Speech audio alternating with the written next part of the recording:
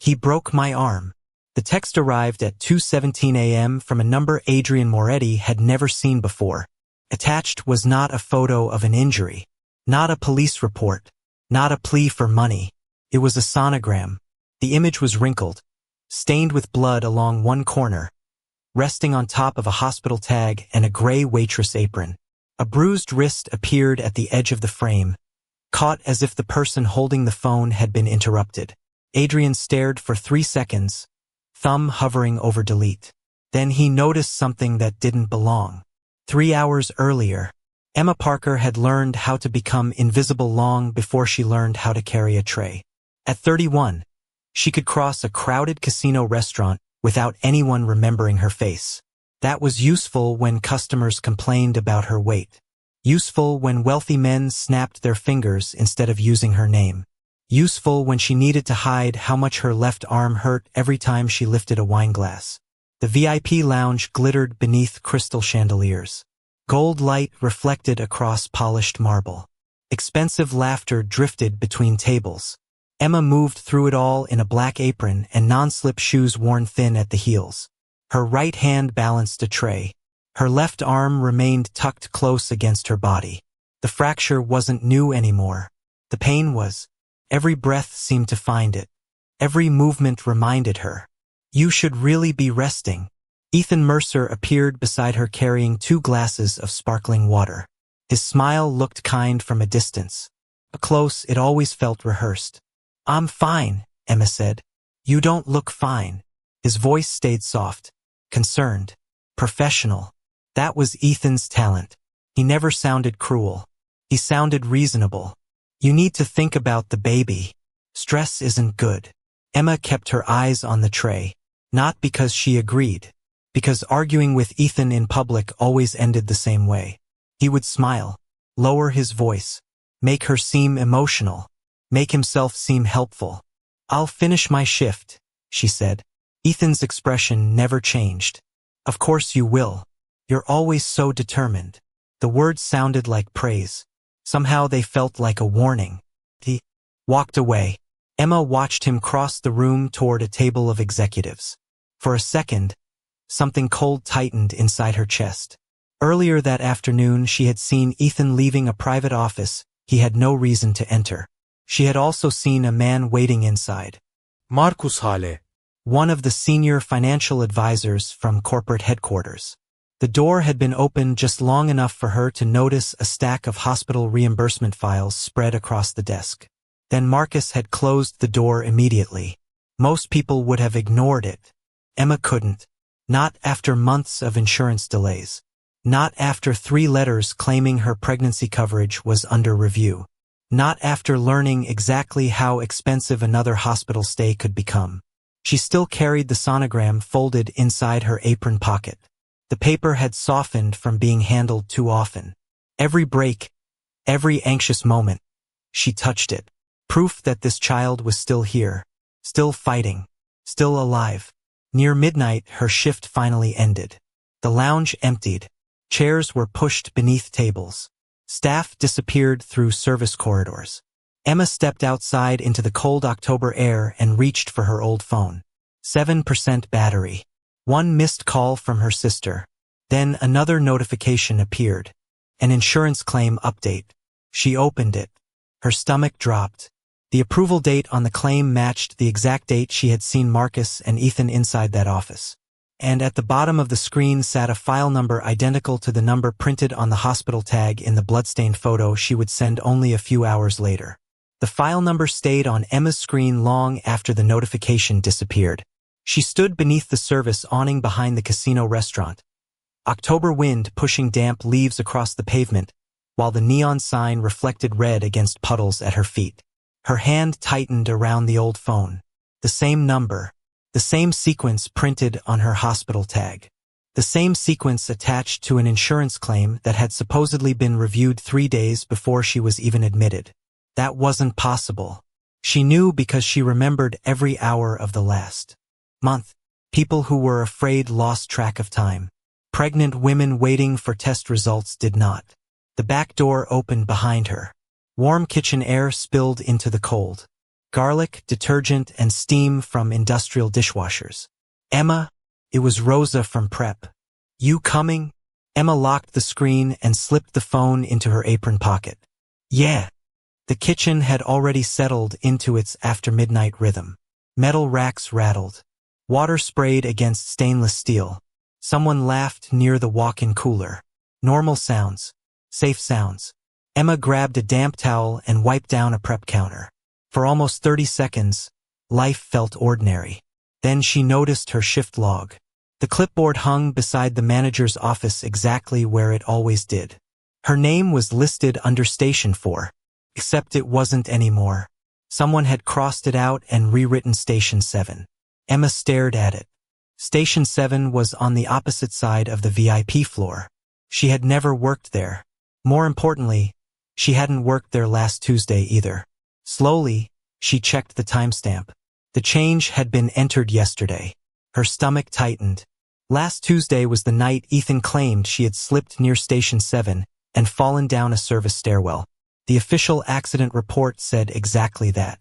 Emma looked down at her brace. White plastic beneath black fabric. She remembered that night perfectly. She had been nowhere near Station 7. Looking for something? Ethan's voice arrived before she saw him. Calm, friendly, polished. Emma turned. He carried a coffee cup and a smile. Just checking my hours. Good habit. He took a sip. You should always protect your records. The words sounded harmless.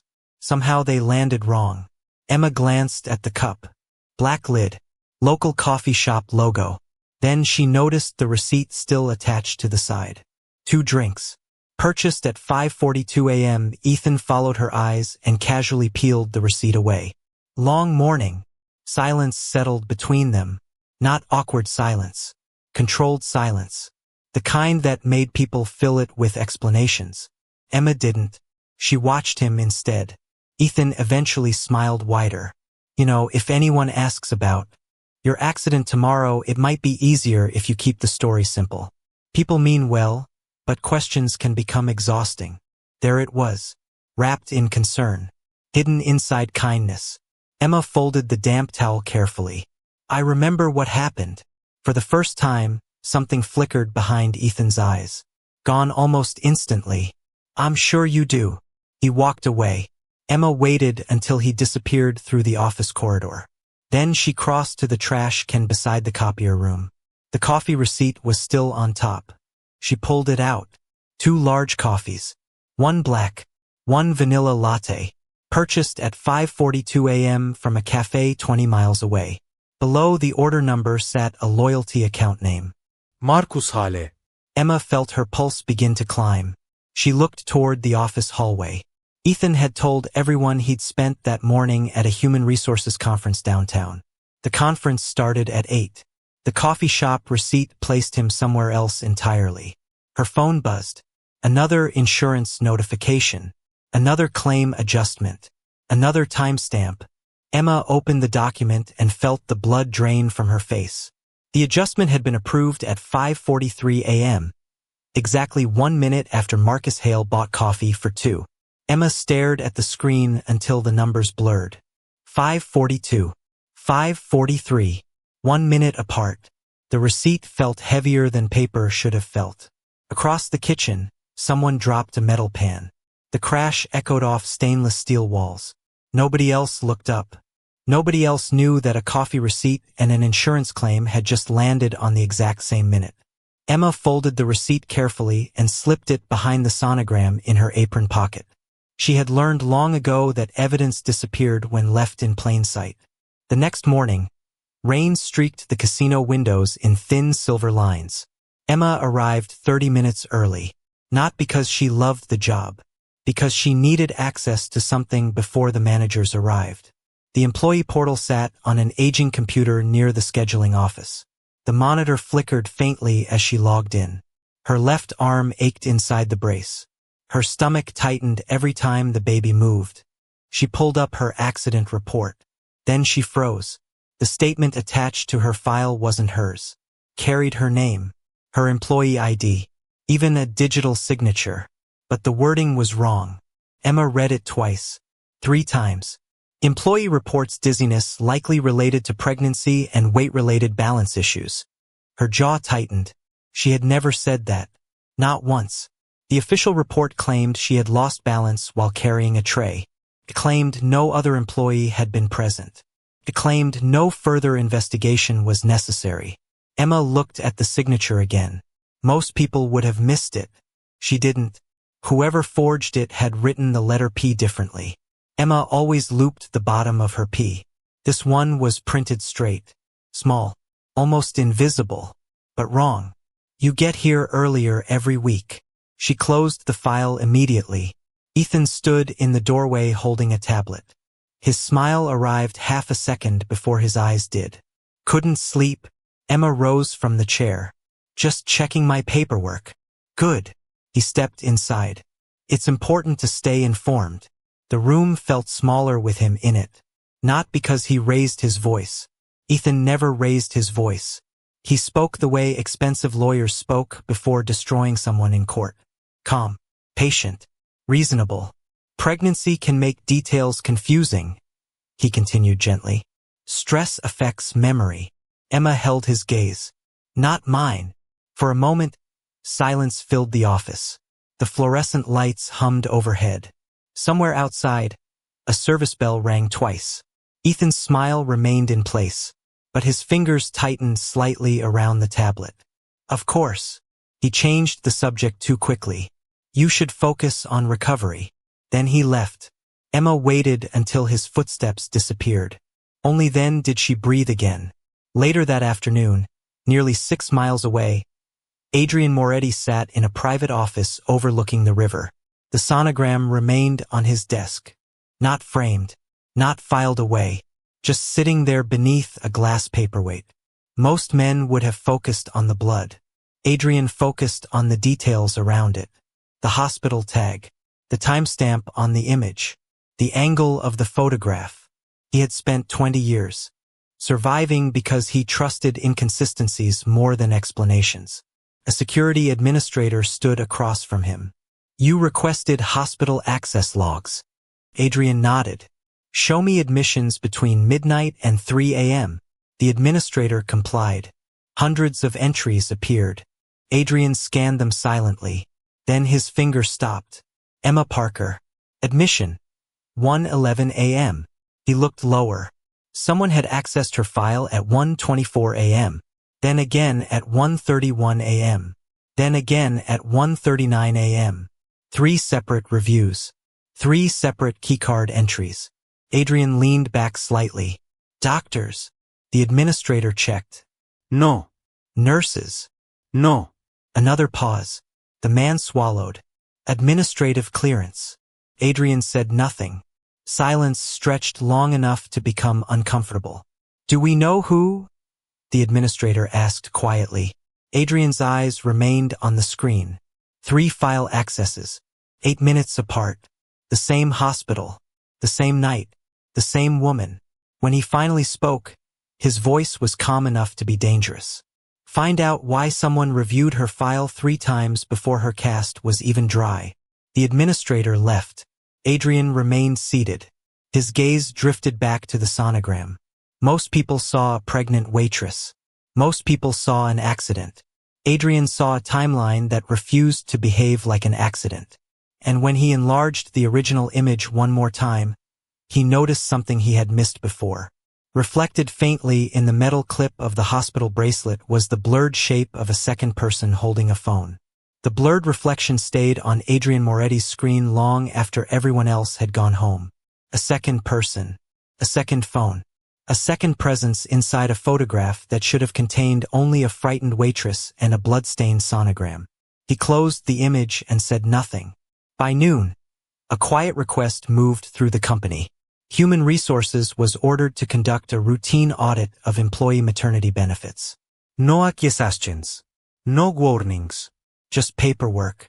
The kind of request powerful people ignored until it frightened them. Emma felt the effect before she knew the cause. The private dining room on the casino's upper floor was usually reserved for board members and charity donors. She had only been inside twice. Today, she was summoned there during lunch service. The room smelled faintly of leather and expensive coffee. Floor-to-ceiling windows overlooked the river. Crystal water glasses sat untouched on polished walnut tables. Emma stood near the doorway in her black apron, her brace hidden beneath her sleeve, feeling every inch of the distance between herself and the people seated around the table. Nobody raised their voice. Nobody insulted her directly. Somehow that made it worse. A woman from corporate legal smiled politely. "Thank you for coming, Emma. We just need a few signatures to clean up some administrative confusion." Administrative confusion. Such harmless words. The folder slid across the table toward her. Emma opened it.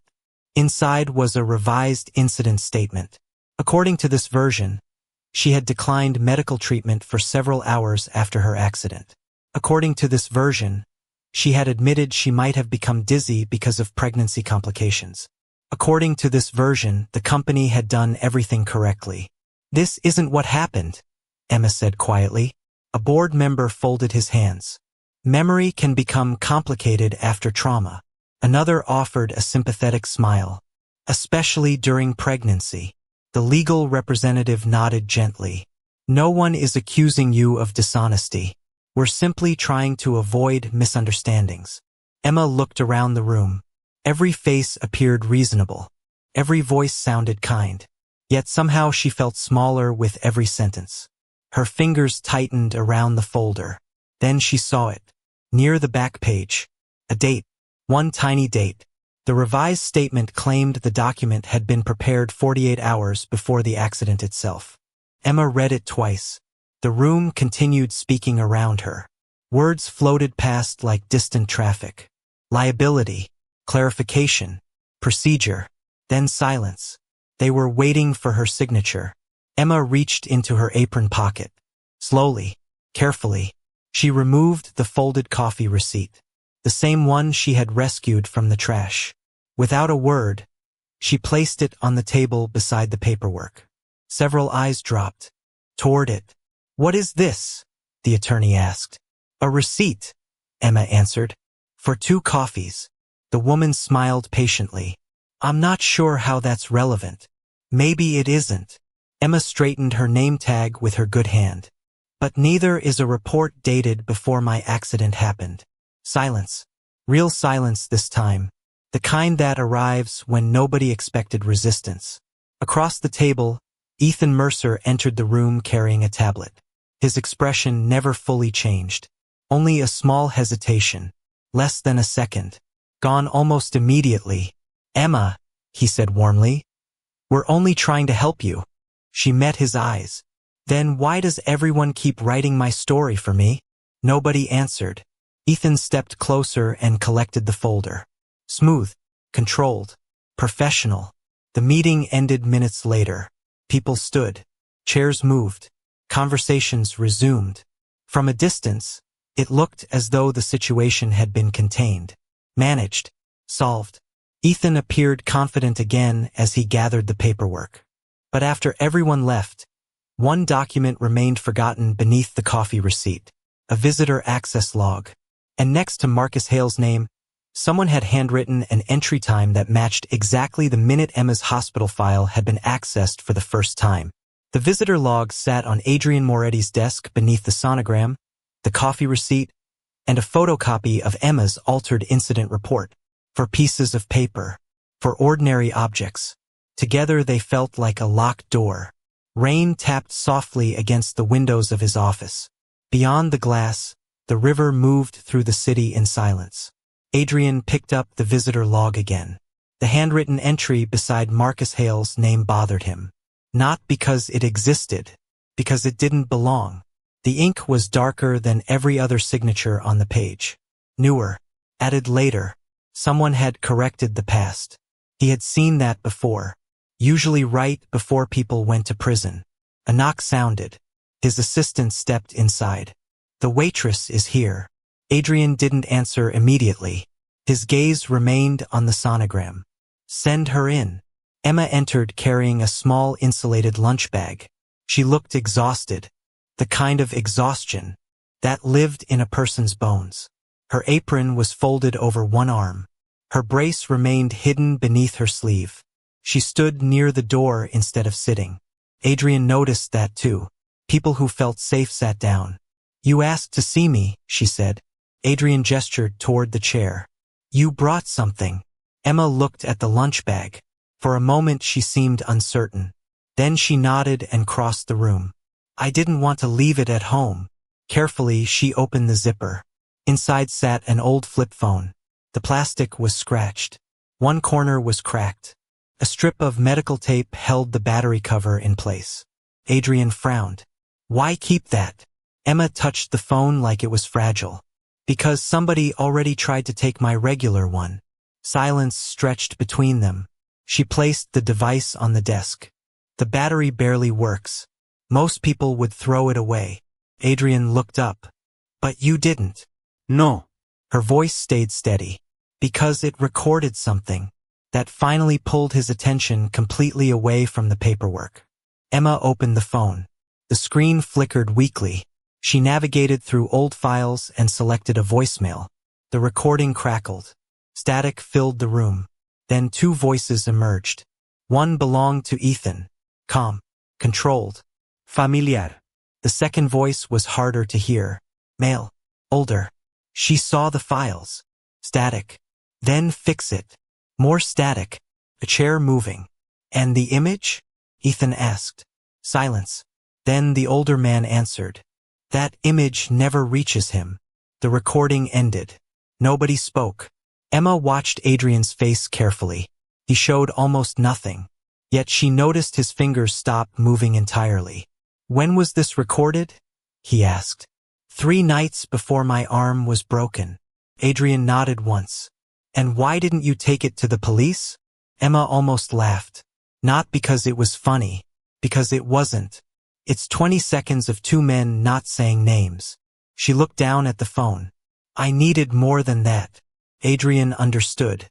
He didn't say so. He simply replayed the recording. This time he wasn't listening to the words. He was listening to the silence between them.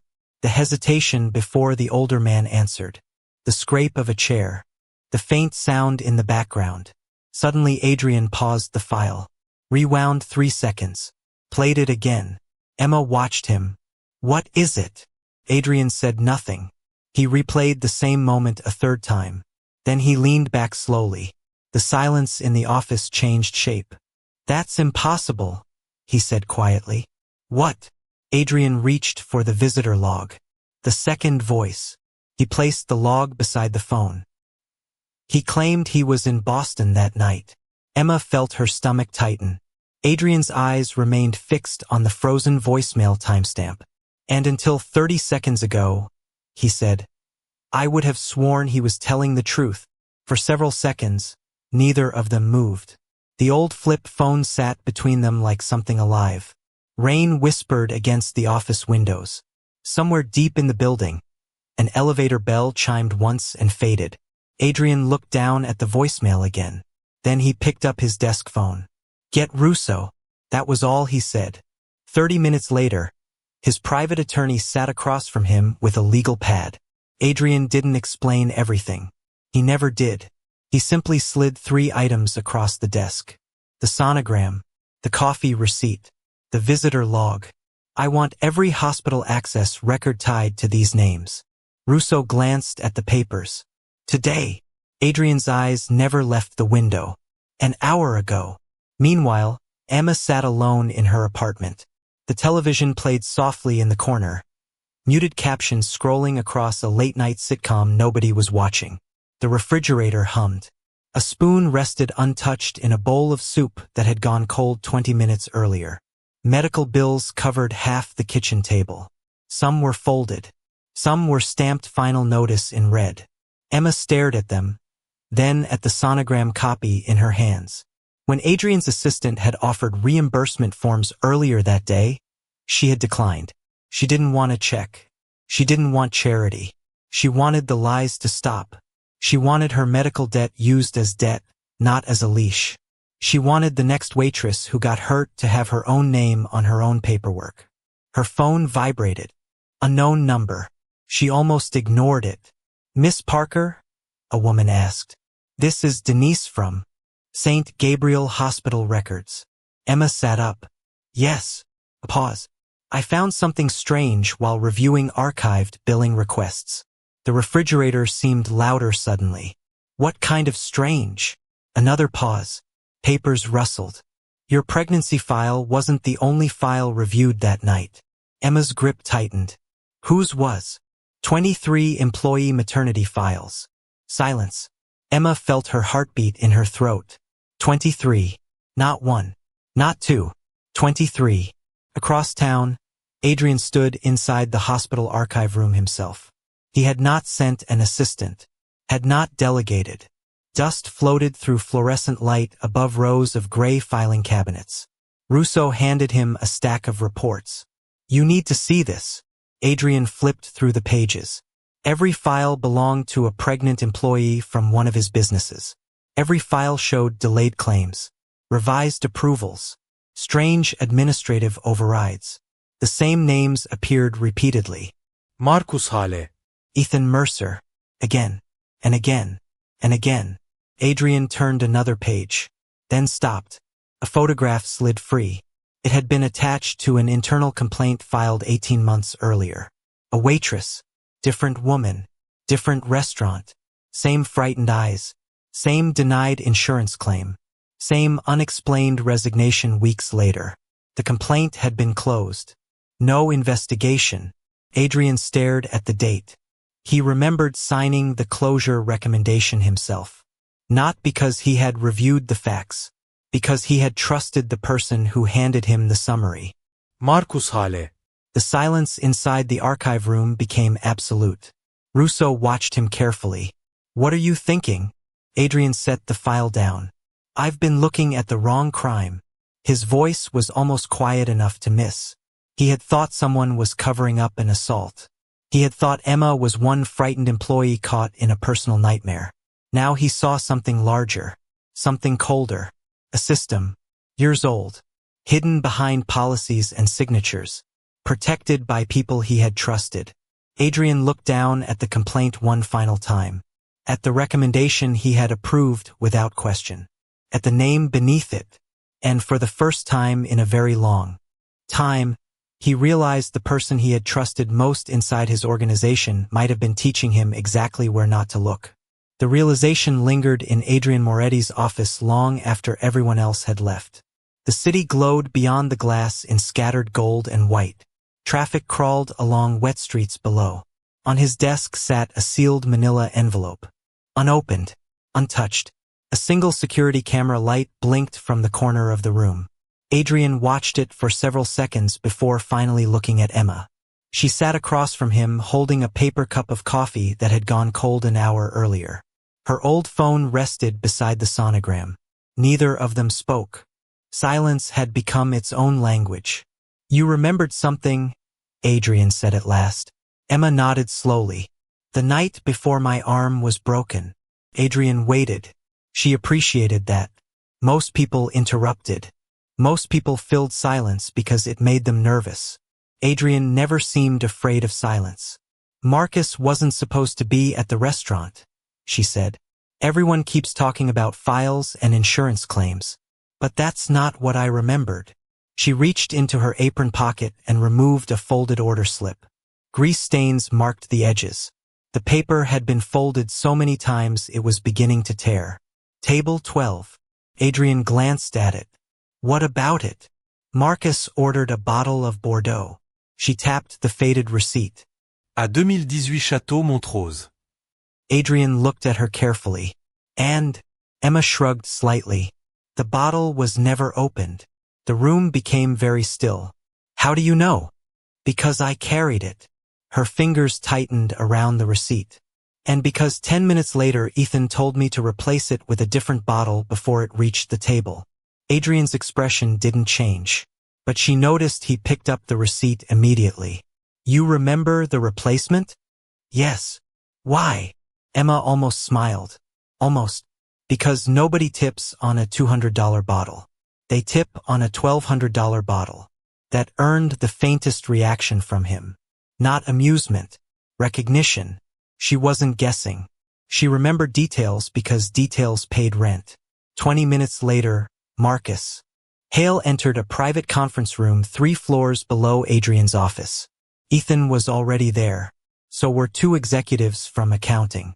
A crystal decanter sat untouched in the center of the table. Nearby, a contract lay face down. Marcus appeared relaxed, confident, the kind of confidence people developed after years of getting away with small things. Adrian arrived last. No bodyguards. No raised voices. No accusations. He sat at the head of the table and folded his hands.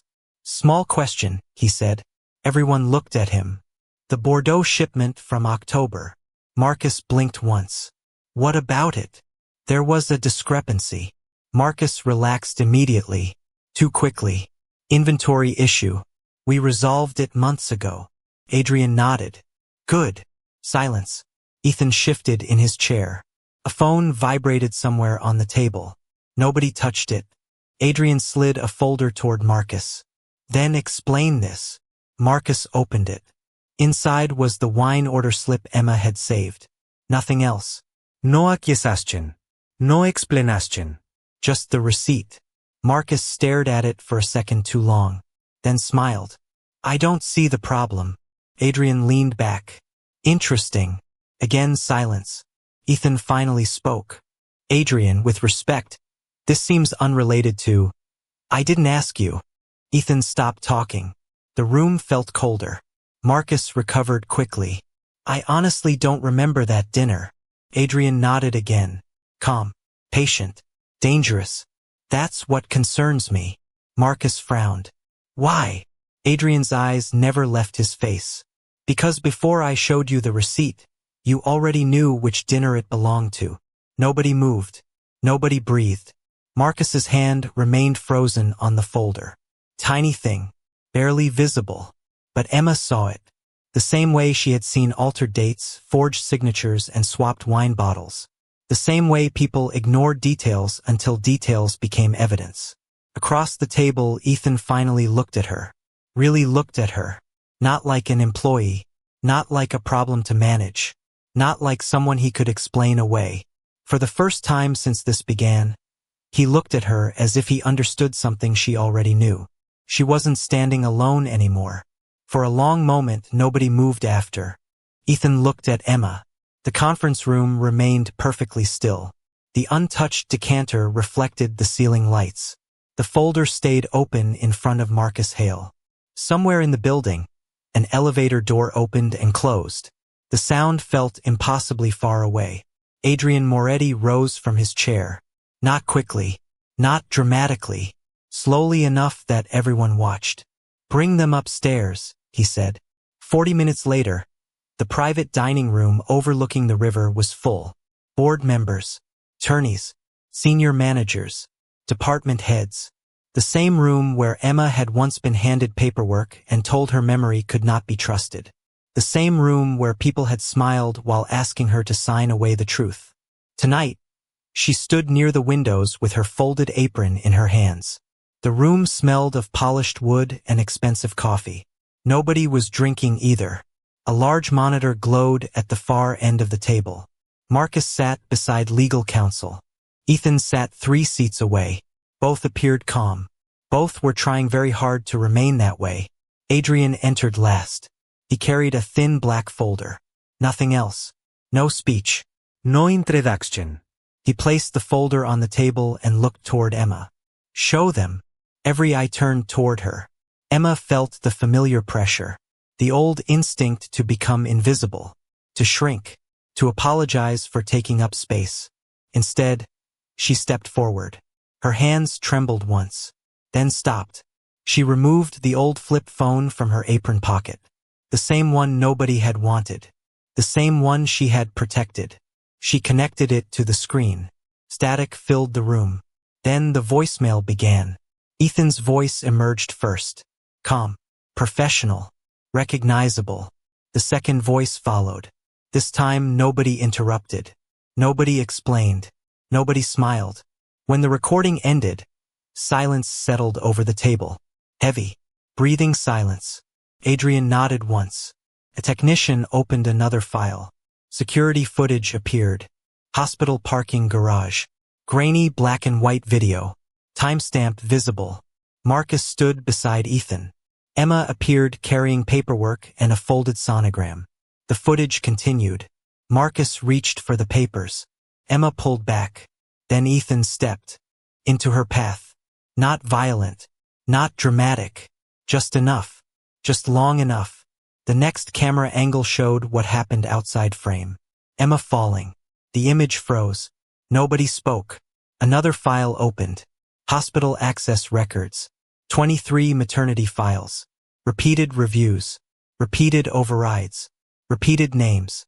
Marcus Hale. Ethan Mercer. Again and again. Another screen. Another document. Insurance approvals altered after signatures. Dates changed. Reports rewritten.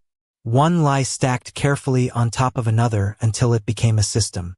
Adrian remained standing. His face had gone strangely pale. Emma noticed it before anyone else did. Then the final document appeared. An internal complaint from 18 months earlier. A waitress. Another denied claim. Another forced resignation. At the bottom sat an approval signature. Adrianes signature. The room seemed to stop breathing. He stared at the page for several seconds. Nobody dared speak. When he finally did, his voice was quieter than before. I signed this. No one answered. Adrian looked at Emma, then at the complaint, then at the screen showing 23 names, 23 women, 23 files, 23 chances to notice. His jaw tightened once. I told myself I trusted the right people. The words barely rose above a whisper. Across the table, Marcus opened his mouth. Probably to explain. Probably to redirect. Adrian lifted one hand. Marcus stopped instantly. Silence returned. Worse this time, because there was nowhere left to hide. Emma set the sonogram on the table, right beside the altered reports, right beside Adrian's signature. One piece of paper beside another. The child she was trying to protect beside the system that had nearly buried her. Adrian looked down at it, then removed his glasses. Very carefully, he turned toward the attorney at the end of the table. Call my attorney. Tonight. No one left the room for a long time after Adrian said the words. Call my attorney. The sentence was quiet, almost gentle, yet it landed harder than any threat could have. 3 weeks later, Marcus Hale no longer had an office. His access cards had been revoked. His accounts frozen. Federal investigators were reviewing financial records connected to the maternity claims program. Ethan Mercer was terminated before the month ended. Then came depositions, audits, lawsuits, board reviews. One by one, the carefully arranged explanations collapsed under the weight of documents that refused to change their story. The public statement arrived on a rainy Thursday morning. Every employee received a copy. Every restaurant manager. Every hospital administrator connected to the program. For the first time, the company admitted that records had been altered, claims had been delayed, and employees had been harmed. Emma read the statement twice while sitting at her kitchen table. The refrigerator hummed softly beside her. A mug of coffee cooled between her hands. Her name appeared on page 3, not as a problem, not as an incident, not as a liability, as a witness. She stared at that word for a long moment. Witness. Nobody had ever called her that before. 2 months later, Adrian stood inside the largest dining room in the company. Not for a gala, not for donors, for staff, servers, hosts, dishwashers, bartenders, the people who usually entered through side doors. Emma almost didn't attend. She wore a simple navy dress and kept touching the edge of her hospital bracelet, tucked safely inside her purse. Some habits survived even after the danger passed. The room fell quiet when Adrian stepped to the microphone. He didn't speak for several seconds. His eyes moved across the crowd until they found Emma. I failed to see what was happening in my own organization, he said. No excuses. No polished language. People trusted me to protect them. I signed papers I should have questioned. I listened to the wrong voices. Silence filled the room. Honest silence. That ends today. Behind him, a screen displayed new policies. Independent claim reviews, employee legal assistance, protected reporting channels, emergency maternity coverage, real changes, expensive changes. Permanent change. Adrian wasn't writing checks and walking away. He was removing the machine that had nearly crushed people like Emma. Then he stepped away from the podium. Miss Parker. The room turned toward her.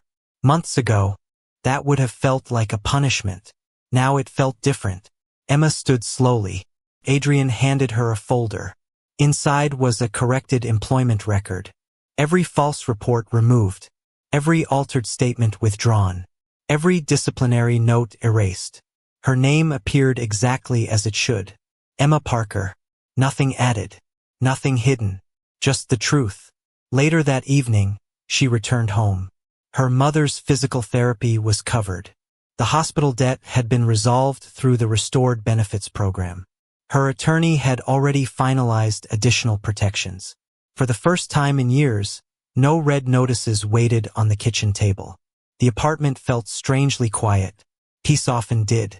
She walked into the small room that would soon become a nursery. Soft yellow paint covered the walls.